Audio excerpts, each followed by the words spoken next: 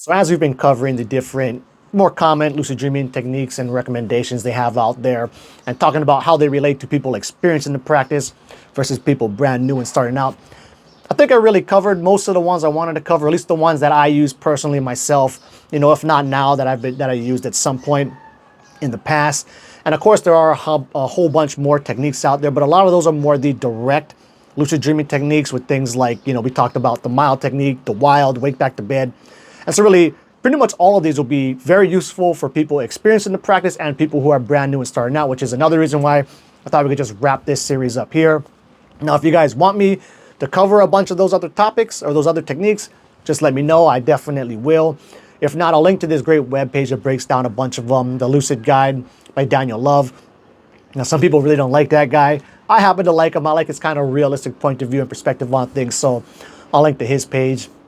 And then I guess I'll just kind of close it out with this. So a friend of mine is really into crystals, and I didn't know that about her yet.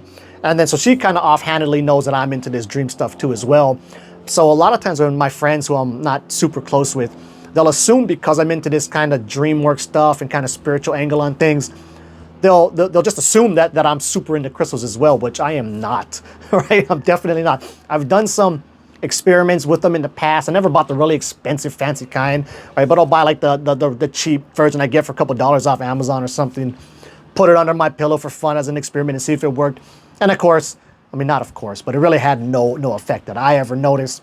But then again, I also have this inbuilt belief and expectation that it won't work, right? And I think that, of course, plays a huge role, but it can also play a huge role the other way. So I don't really like to talk about crystals too much and rain on people's parades if they happen to like crystals, right? But if you have the belief and expectation that it will work, then by all means, even if that is just purely placebo, it will work for you. It will only benefit you. It won't really hurt your practice at all.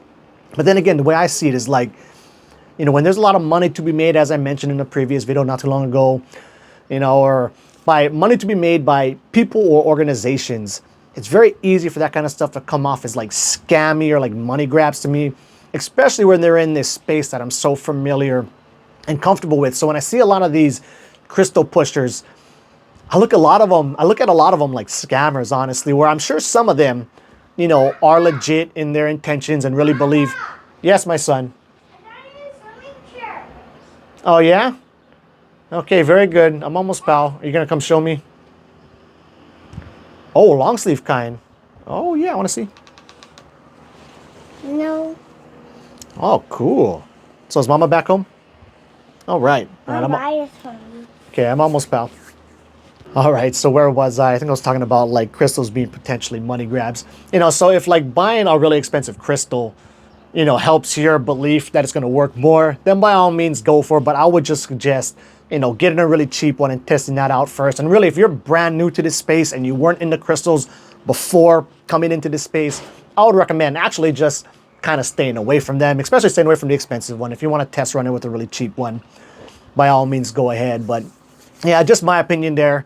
You don't got to listen to me on that one. And I think that'll wrap it up. Keep the lucid dreaming practice legit.